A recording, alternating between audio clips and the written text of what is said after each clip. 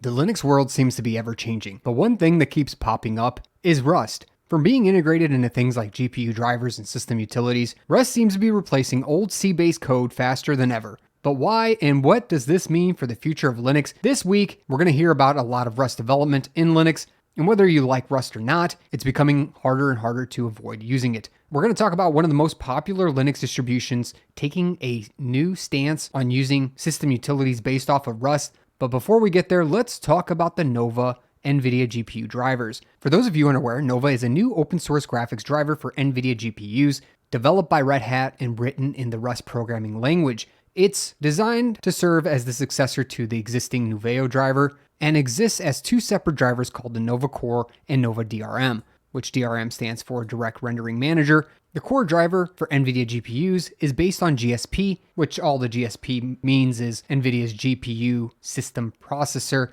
which is an embedded processor that helps with GPU initialization and management. Anyways, the key features here of the Nova project is to bring forth Rust implementation, claiming that leveraging Rust will benefit GPU drivers by improving stability while removing common programming errors with the language, and it has a very long way to go, as it's practically a brand new project, but it's hoping to simplify architecture unlike the Nuveo, which requires significant rework in areas like memory management.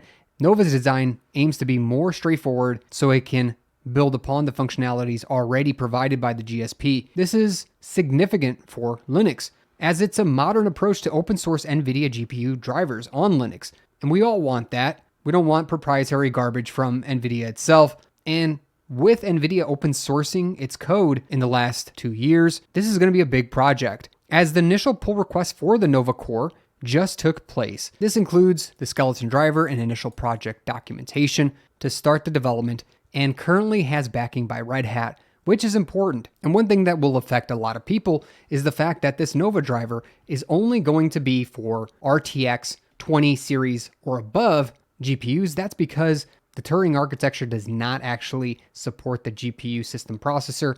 It doesn't have the firmware and it does not have the processor.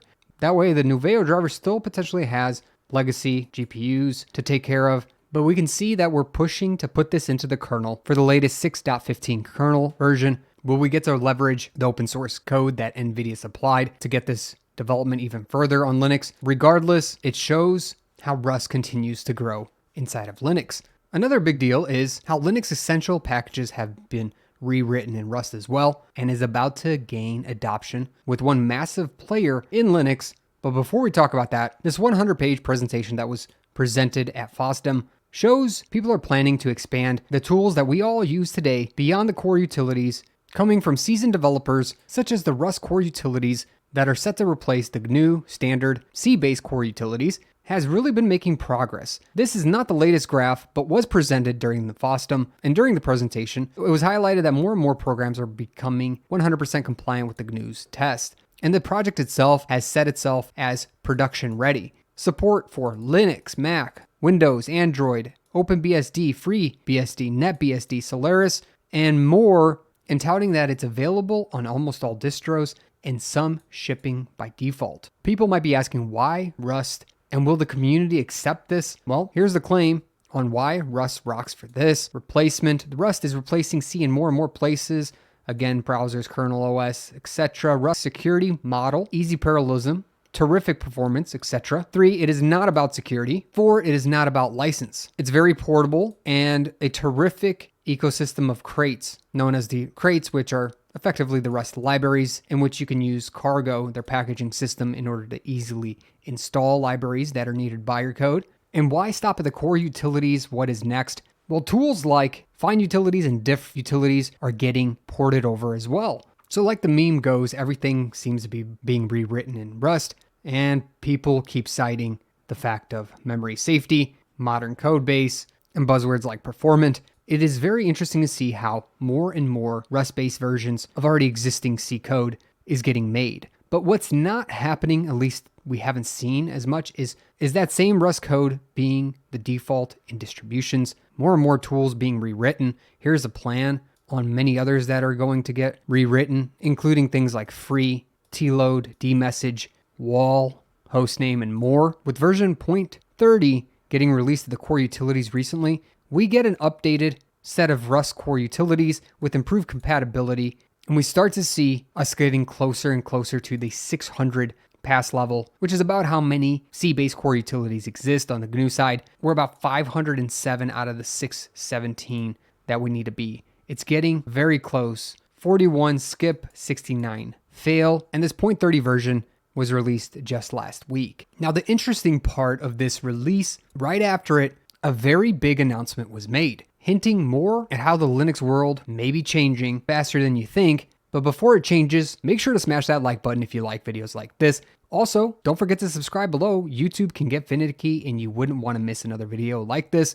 This post is interestingly titled, carefully but purposefully, Oxidizing Ubuntu. That's right, Ubuntu is planning to replace GNU core utilities with Rust-based utilities. In this post last month, I published Engineering Ubuntu for the Next 20 Years, which outlines 4 key themes on how I intend to evolve Ubuntu in the coming years. In this post, I'll focus on modernization. There are many areas we could modernize in Ubuntu. We could focus on graphical shell experience, the virtualization stack, core system utilities, default shell utilities, and over the years, projects like the GNU core utilities have been instrumental in shaping the Unix-like experience that Ubuntu and other distributions ship to millions of users. According to the GNU website, the GNU core utilities are the basic file, shell, and text manipulation utilities of the GNU operating system. These are the core utilities which are expected to exist on every operating system. So that is a wild turn, as Ubuntu is a huge trend setter in modern Linux. If Ubuntu really makes this switch over to Rust tools, other distributions may follow, forcing even the long-time Linux users to accept the fact that they may be using Rust in Linux instead of the original C-based implementations. But why is the question. Performance is frequently cited as a rationale for rewrite it in Rust projects. While performance is high on my list of priorities, it's not the primary driver behind this change. These utilities are at the heart of the distribution,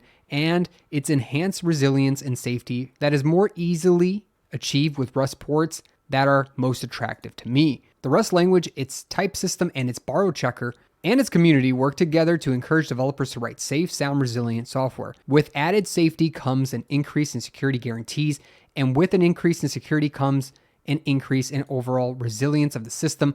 And where to start than with the foundational tools that build the distribution? Well, this might be taken a little bit controversial, as there are many things to address, including licensing concerns, such as the U Utilities project opted in for an MIT license, and where the GNU core utilities license under the GNU General Public License, GPL, mandates that any derivative work needs to be also open source under the same license. So we'll see how things go on the licensing side of things. There's also compatibility and stability issues that I can think of. GNU core utilities have been refined over a decade. It'd be silly to think that just rewriting things in Rust is not going to produce unforeseen bugs, which would disrupt workflows. Many like long-standing stability and reliability of the original utilities, so this transition might cause issues with a lot of people.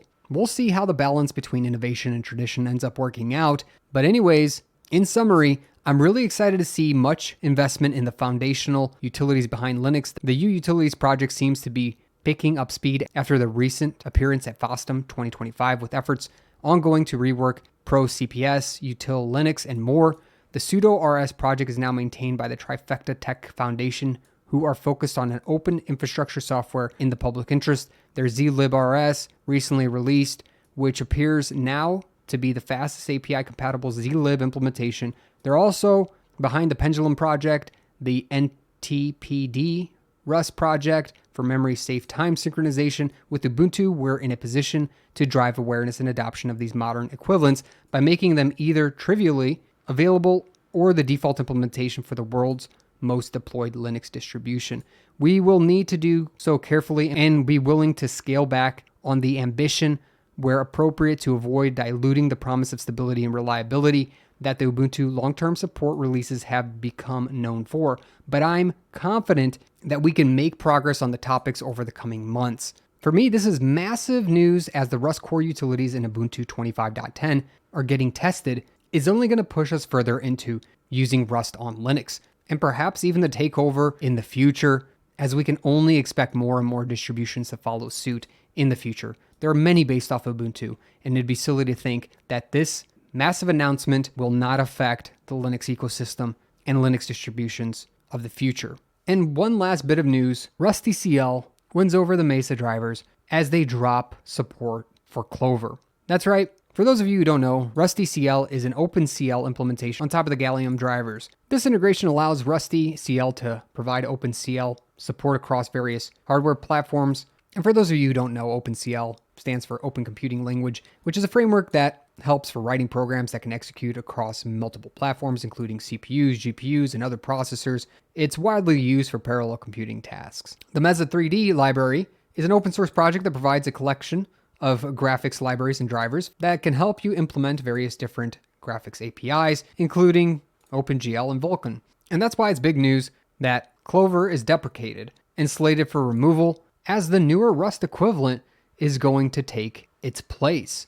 Mesa is deprecating Clover, which was the old OpenCL driver, to favor the RustyCL OpenCL solution, which is the Rust-based OpenCL solution, currently because it's actively developed and already supports OpenCL 3.0, while Clover has remained stagnant. This is another example where Rust is becoming the new standard and is replacing old, unmaintained C-based code with modern development, and quite frankly, people who are just willing to put in the effort to do the open source developing just in a different language. RustyCL has been actively being developed and has also given better OpenCL support for users. So quite honestly, this is just another win for Rust in the arena of Linux graphics. And with these 4 examples in just the last week, it really does seem like Rust is being adopted in Linux aggressively. What do you think about this?